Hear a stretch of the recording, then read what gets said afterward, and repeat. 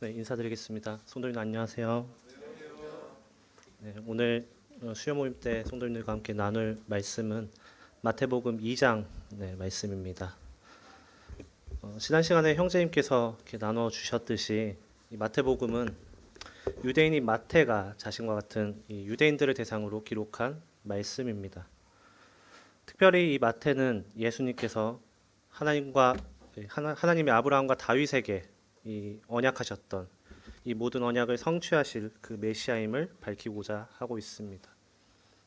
그래서 마태복음에는 구약 성경이 자주 인용됩니다. 그리고 이것이 이루어졌다라는 말씀이 반복되고 있습니다.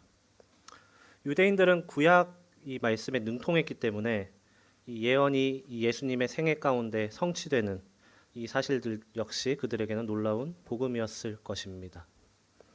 오늘 2장 본문을 이렇게 보시면 2장 본문에도 5절 말씀에 선지자로 이렇게 기록된 바, 그 15절에 선지자를 통하여 말씀하신 바, 17절에 선지자 예레미야를 통하여 말씀하신 바, 23절에 선지자로 하신 말씀을 이루려 함이러라와 같이 무려 4번이나 이 구약의 말씀들을 인용하고 이루어졌다라고 말씀하고 있습니다.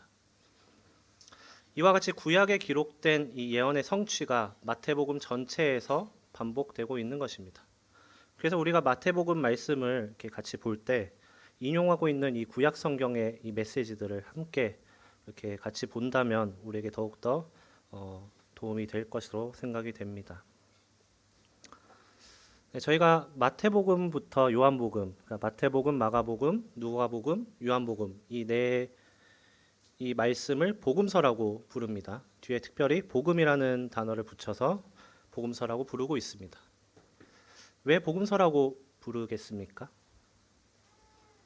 네, 마가복음 1장 1절에 이렇게 시작합니다. 하나님의 아들 예수 그리스도의 복음의 시작이라. 즉, 이 사복음서, 이 복음서는 단순히 예수 그리스도의 어떤 역사적인 기록이나 어떤 연대기를 나타낸 것이 아니라 예수 그리스도를 통해 들려진 그 복된 소식들, 다시 말해서 복음의 시작이자 전부인 이 예수 그리스도를 나타내는 것이 바로 그 기록 목적이라고 우리가 볼 수 있을 것입니다. 요한복음 20장 31절에서는 이 말씀의 목적을 더욱 분명히 말하고 있습니다. 오직 이것을 기록함은 너희로 예수께서 하나님의 아들 그리스도이심을 믿게 하려 함이요 또 너희로 믿고 그 이름을 힘입어 생명을 얻게 하려 함이라.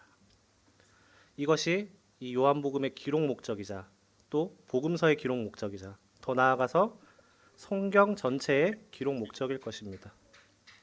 믿는 우리들도 어떻습니까? 이 말씀들을 보면서 말씀들을 통해서 다시 예수 그리스도를 소망하게 되고 또 하나님의 아들이시자 이 그리스도를 믿는 이 믿음이 우리에게 더욱 굳건하게 될 것입니다. 오늘 이 마태복음 말씀들을 통해서 우리에게 나타나신 그리스도가 우리에게 어떤 분이신가를 다시 한번 깨닫는 시간이 되길 기도합니다. 네, 본문으로 한번 들어가 보겠습니다. 오늘 본문인 마태복음 2장 말씀은 이제 다들 잘 알고 계시는 말씀일 것입니다. 동방 박사가 예수님을 찾아와서 경배하는 장면들을 전하고 있습니다. 이 대부분의 성도님들이 이제 어렸을 때부터 배우고 또 잘 아는 장면이긴 한데 사실 생각해 보면 이 말씀에 대해서 깊이 묵상해 본 적은 그렇게 많지는 않은 것 같습니다. 오히려 드문 것 같기도 합니다. 보통 우리가 이 말씀을 언제 많이 보게 되냐면 크리스마스 성탄절 전후로 어떤 찬양이라든지 짧은 메시지를 통해서 이 말씀들을 이렇게 보게 됩니다. 예수님의 유년기를 그리고 있는 이 장이 2번에 걸쳐서 나오고 있습니다. 오늘 본문인 마태복음 2장과 이제 누가복음 2장에 예수님의 유년기에 대해서 나오고 있습니다.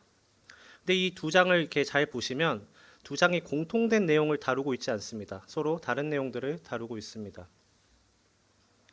지난 시간에도 이제 형제께서 말씀하셨지만 마태복음의 주제가 무엇입니까? 왕으로 오신 예수님을 나타내고 있습니다. 누가복음은 어떻습니까? 인자의 아들, 사람의 아들로 오신 예수님을 나타내고 있습니다. 그래서 어쩌면 유년기를 나타내는 이 장면들도 그에 조금 더 초점이 맞춰져 있는 것 같기도 합니다.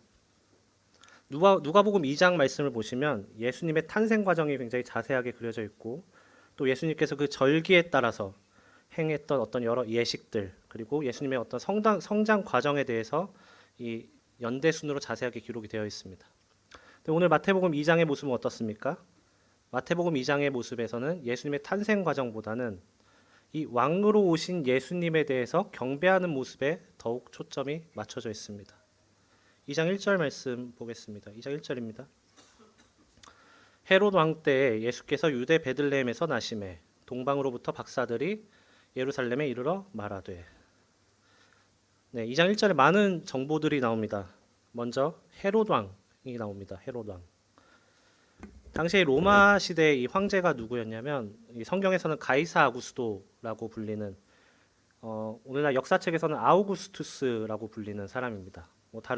원래 다른 이름은 옥타비아누스입니다. 이 초대 황제가 이 로마를 다스리고 있었고 로마의 식민지들이 굉장히 많았었는데 그 중에 하나인 유대 땅을 위임해서 이 헤롯 왕에게 통치하도록 하였습니다. 성경에 헤롯 왕이 굉장히 많이 나오고 있죠. 그런데 이 쉽게 말해서 이 헤롯은 가문이라고 생각하시면 됩니다. 다르게 말하면 성이라고 보셔도 됩니다. 즉 헤롯 왕이 여러 명이 나오지만 다 똑같은 인물은 아닙니다.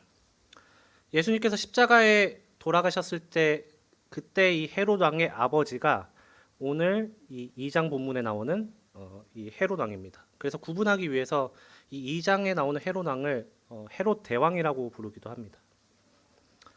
아무튼 이 헤롯 왕이 누구이냐면 헤롯 왕은 사실은 유대인이 아닙니다. 유대인이 아니고 에서의 자손입니다. 오늘날로 따지면 어떤 에돔 자손이었을 것입니다. 에돔 자손의 후손이, 그러니까 에서의 후손이 유대를 통치하는 그 왕위에 올랐을 때 이 유대 사람들의 마음이 어땠겠습니까? 굉장히 심한 반감을 가지고 있었을 것입니다. 그래서 이 헤롯 대왕을 이제 역사적으로 기록한 기록들을 보면 굉장히 어떤 자신의 왕위를 빼앗길 어떤 불안감과 또 어떤 과대망상에 사로잡혔던 인물이라고 그려져 있습니다. 그래서 그는 자신의 왕위를 지키기 위해서 자신의 아들도 죽이고 아내도 죽이고 또 아내의 어머니, 장모님까지 죽였던 어떤 굉장히 잔인하고 포악한 인물이라고 알려져 있습니다. 오늘 본문에서 이 헤롯 왕이 2살 아래의 모든 사내 아이를 학살하라라는 명령이 어떤 그의 근원이 무엇이었음을 짐작하게 됩니다. 자, 헤롯 왕 다음에 또 누가 나오죠? 동방박사가 나옵니다. 동방박사. 예수님을 경배하기 위해서 온 동방박사가 몇 명이었을까요? 네, 문득 우리는 3명이라고 이야기합니다. 왜냐하면 황금, 유황, 몰약 이 3가지이기 때문에 3명이라고 하는데 사실 몇 명인지 정확하게 나와 있지는 않습니다. 어떤 사람들은 3명이다, 어떤 사람은 4명이다, 여러 이야기가 있지만 정확하진 않습니다. 그리고 어디서 왔는지도 정확하게 쓰여져 있지는 않습니다. 하지만 그가 동방에서 왔다라는 이 말로 미루어 봤을 때 이 동방 박사들은 아마 이 페르시아라든지 또 이 바벨론 지역에서 온 박사들이라고 보여지고 있습니다. 그들은 그 당시에 어떤 천문학과 또 점성학을 연구했던 그 당시로 따지면 굉장히 큰 지식인층이었습니다. 그들이 어느 날 이제 하늘의 별들을 관찰하던 중에 무엇을 발견하게 되나요? 그 전에는 볼 수 없었던 엄청 큰 별을 발견하게 되는 것입니다. 근데 어떻게 이 별의 모습을 보고 동방 박사들이 예루살렘으로 왕을 찾으러 왔을까라는 질문이 들게 됩니다. 민수기 24장 17절 말씀에 발람이 이렇게 예언합니다. 15절부터 보겠습니다. 예언하여 이르기를 부올의 아들 발람이 말하며 눈을 감았던 자가 말하며 하나님의 말씀을 듣는 자가 말하며 지극히 높으신 자의 지식을 아는 자 전능자의 환상을 보는 자 엎드려서 눈을 뜬 자가 말하기를 내가 그를 보아도 이때의 일이 아니며 내가 그를 바라보아도 가까운 일이 아니로다. 한 별이 야곱에서 나오며 한 규가 이스라엘에서 일어나서 모압을 이쪽에서 저쪽까지 쳐서 무찌르고 또 셋의 자식들을 다 멸하리로다. 하나님께서 눈을 뜨게 하셔서 이 전능자의 환상을 본 발람이 그 한 인물을 묘사합니다. 근데 여기서 별이 야곱에게서 나올 것이라는 예언을 하고 있습니다. 또 저희가 이 마태복음 전에 다니엘서에 대해서 함께 교제했었는데 다니엘서 9장 25절에서 다니엘은 이렇게 예언하고 있습니다. 그러므로 너는 깨달아 알지니라 예루살렘을 중건하라는 영이 날 때부터 기름 부음을 받은 자 곧 왕이 일어나기까지 7 이레와 62 이레가 지날 것이요. 왕이 일어나기까지 69일에가 지날 것이다 라는 이 예언들도 분명히 이 이스라엘 백성들에게 전파되었던 사실입니다. 동방 박사들이 이 예언들을 알고 있었기에 예루살렘까지 오게 된 것입니다. 그들이 어떻게 알게 되었는지 자세하게 나와 있지는 않지만 그들이 페르시아나 바벨론 지역에서 왔다면 그곳에 있던 어떤 유대인들을 통해서 이 전에 내려오는 이러한 예언들을 분명히 들었을 것입니다. 그리고 하나님께서 보여주신 이 별을 통해서 그 왕이 태어났다는 사실을 확신하게 된 것입니다. 그리고 먼 이 예루살렘까지 와서 이렇게 이야기하는 것이죠. 2장 2절 말씀입니다. 유대인의 왕으로 나신 이가 어디 계시냐? 우리가 동방에서 그의 별을 보고 그에게 경배하러 왔노라 하니. 왕이 어디 계십니까? 우리가 그에게 경배하러 왔습니다 라고 이야기합니다. 동방 박사들은 그들의 어떤 지적인 욕구로 어떤 학술적인 목적으로 찾아온 것이 아닙니다. 그들이 들었던 어떤 예언 가운데 그 예언이 실제로 이루어졌는가에 대한 어떤 진위 여부를 확인하고자 이 땅에 온 것이 아닙니다. 그들은 무엇을 하러 왔다고 말하고 있습니까? 왕이신 예수님을 경배하러 왔다라고 이야기하고 있습니다. 그들은 왕이 태어나셨는가를 분명하게 확신하고 있었습니다. 왕이 태어나셨음을 확신하고 그 왕에게 경배하고자 예루살렘을 찾은 것입니다. 우리에게 이렇게 되물어 볼 수 있을 것 같습니다. 우리의 왕은 어디 있습니까? 우리는 그에게 경배하러 항상 나아가고 있습니까를 다시 되물어 볼 수 있을 것 같습니다. 그러나 이 이야기는 어떻게 됩니까? 동방 박사들이 예루살렘에 와서 그 왕을 찾는다라는 이야기는 이 헤롯 왕과 예루살렘을 발칵 뒤집어 놓고 맙니다. 당시 예루살렘에 살던 이 유대인들의 상황이 어땠습니까? 수백 년간 이 바벨론과 페르시아에서 포로 생활을 하던 사람들이었습니다. 잠깐 독립하였지만 다시 이제는 로마의 통치를 받고 로마의 압제 아래 살아가고 있는 사람들입니다. 이들이 강력하게 붙들고 있었던 말씀이 바로 우리를 구원할 구원자 메시아가 나타날 것이다 라는 이 예언의 말씀을 붙들고 있었습니다. 이러한 와중에 유대인의 왕이 새로 나셨다라는 이야기를 외치면서 그를 찾는 이 동방 박사들의 말을 들었을 때 이 헤롯 왕은 굉장히 심기가 불편했을 것입니다. 만약 동방 박사들이 이 헤롯 왕이 얼마나 포악한 인물인지 알고 있었다면 아마 조용히 찾았을 것입니다. 4절에서 6절 말씀입니다. 왕이 모든 대제사장과 백성의 서기관들을 모아 그리스도가 어디서 나겠느냐 물으매 이르되 유대 베들레헴이오니 이는 선지자로 이렇게 기록된 바 또 유대 땅 베들레헴아 너는 유대 고유 중에서 가장 작지 아니하도다 내게서 한 다스리는 자가 나와서 내 백성 이스라엘의 목자가 되리라 하였음이니이다. 헤롯이 놀랍게도 어떻게 물어보냐면 대제사장과 서기관들에게 예수님을 가리켜서 어떤 왕을 사칭하는 사람이 아니라 그리스도가 어디서 나겠느냐라고 묻습니다. 그리스도가 무슨 뜻이죠? 왕 혹은 구세주라는 뜻입니다. 하나님이 보내시겠다고 약속하셨던 그 메시아, 백성들이 기다리고 있던 그리스도, 그 그리스도가 동방 박사가 찾고 있는 유대인의 왕이라는 사실을 알고 있었던 것입니다. 그리고 구약 성경에 능통했던 이 대제사장들, 서기관들은 미가서 5장 2절 말씀을 인용해서 이 유대 땅 베들레헴임을 이야기하고 있습니다. 참고로 베들레헴은 이 유다의 여러 성읍들 중에 가장 작은 성읍 중 하나였습니다. 그러나 이 땅에서 누가 나타나죠? 누가 나게 되죠? 다윗 왕이 나게 되고요. 그리고 그 다윗 왕의 계보를 이은 예수 그리스도께서 나시는 가장 큰 영예를 얻게 됐고 이에 대한 예언을 미가가 무려 8세기 전에 하고 있었던 것입니다. 이제 이 사실을 한 헤롯은 어떻게 합니까? 다들 잘 아시다시피 은밀하게 박사들을 부르죠. 박사들을 불러서 별이 언제 나타났는가를 물어보고 또 베들레헴으로 보내서 진짜 그곳에 유대인의 왕이 나타났는지에 대한 정보를 듣고자 합니다. 사실 베들레헴과 예루살렘과의 거리가 어느 정도이냐면 약 10km 정도밖에 되지 않습니다. 10km보다 미만이라고 합니다. 10km면 일반 사람이 걸어도 한 2시간 정도면 도달할 수 있는 거리입니다. 이렇게 가까운 거리이기 때문에 사실은 헤롯이 자신의 군사들을 이끌고 직접 가서 확인할 수도 있었겠지만 이 하나님의 섭리 가운데서 헤롯은 이것을 염려했겠죠. 자칫 잘못했다가는 유대인들에게 큰 소동이 일어날 것이고 가만히 이 왕이 나타난 것을 알면 가만히 죽이는 것이 좋겠다라고 판단했을 것입니다. 그런데 가만히 있었던 것은 헤롯 왕뿐만이 아닙니다. 당시에 예루살렘의 모든 사람들이 이 사실을 알고 있었습니다. 동방 박사들이 이 예루살렘에 나타나서 뭐라고 했습니까? 왕이 어디 있습니까? 내가 그 왕에게 경배하러 가겠습니다라고 이야기를 했고, 많은 이 사람들이 그 소문을 들었고, 또 서기관과 대제사장들은 어땠습니까? 말씀을 보면서 실제적으로 이 우리의 메시아가 이 작은 땅 베들레헴에 나실 것을 말씀을 통해서 보고 알았습니다. 그러나 그들은 다 가만히 있었습니다. 동방 박사와 함께 그 길을 떠나지 않습니다. 왜 그랬을까요? 그들은 그렇게 소망하고 있었고 말씀으로 보고 있었지만 정말로 예수 그리스도께서 나셨다라는 것을 믿지 않았기 때문입니다. 9절에서 10절 말씀입니다.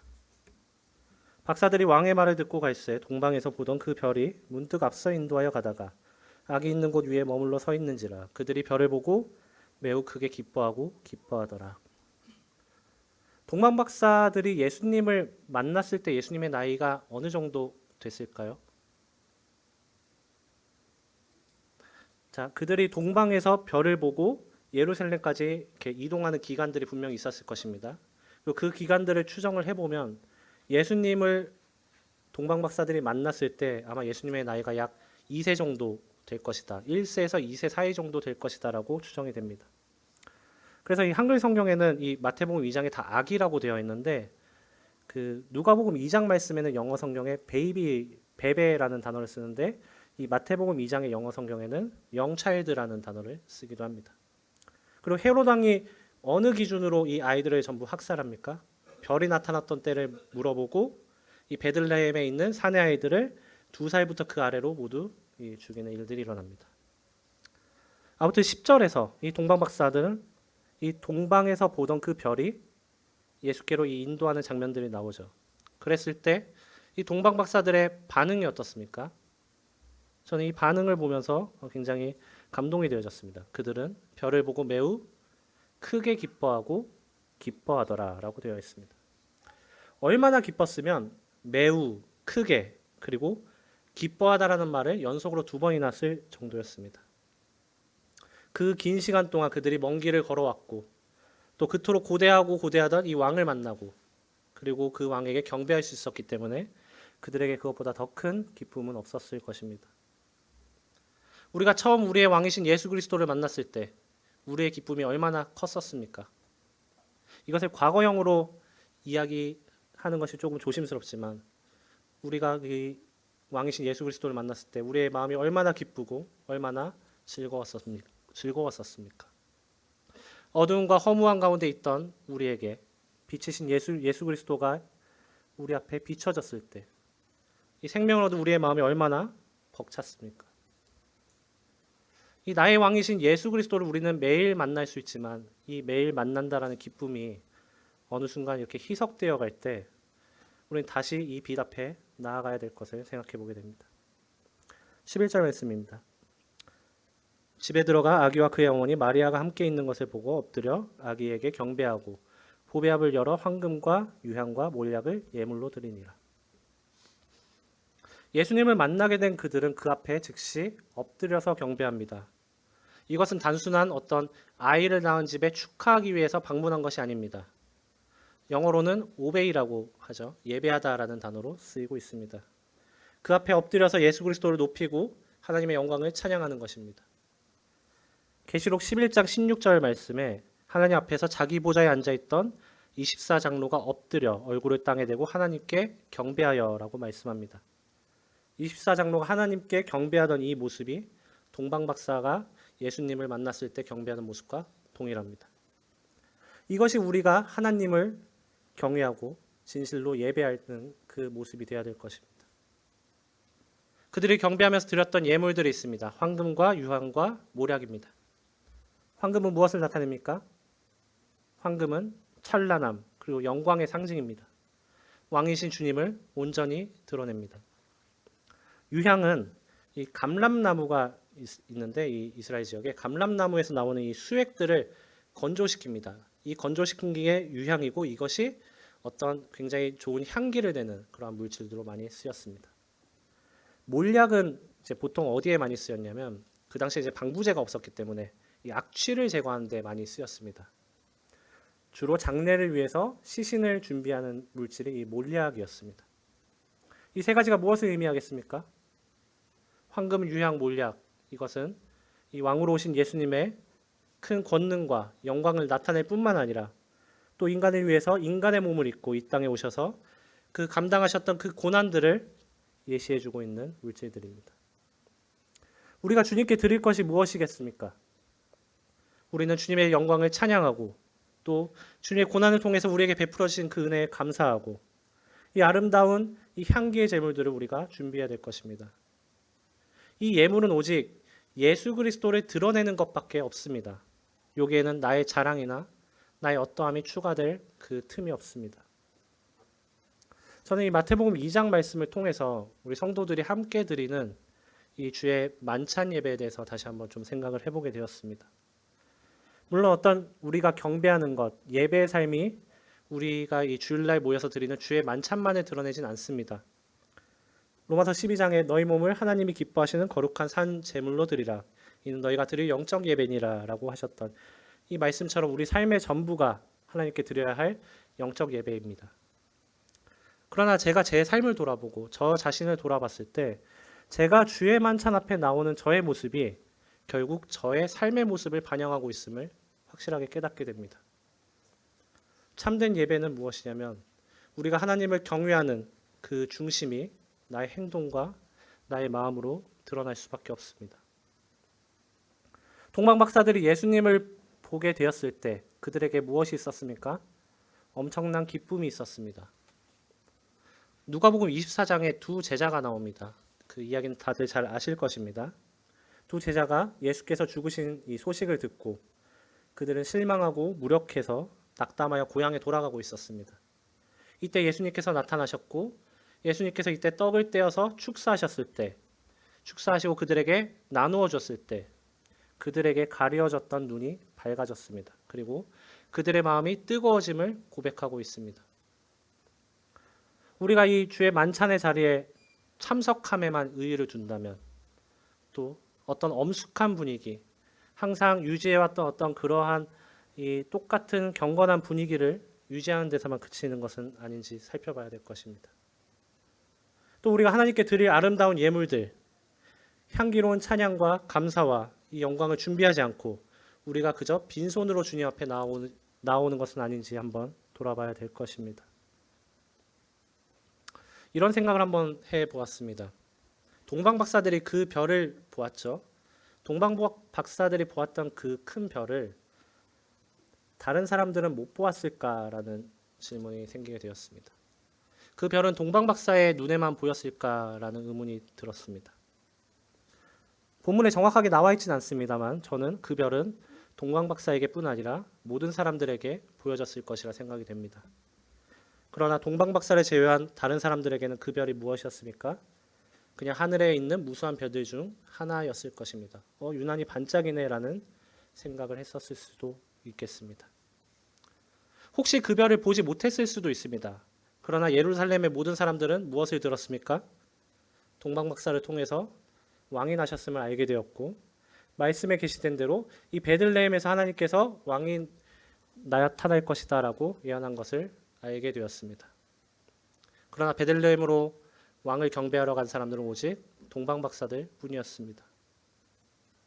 빛이 어둠에 비침에 어둠이 깨닫지 못하더라 라고 말씀하신 대로 하나님께서 이 어두운 세상 가운데 빛을 계속 비춰주셨지만 무관심함으로 또 그 눈을 감음으로 말미암아 그 빛을 깨닫지 못했던 것입니다.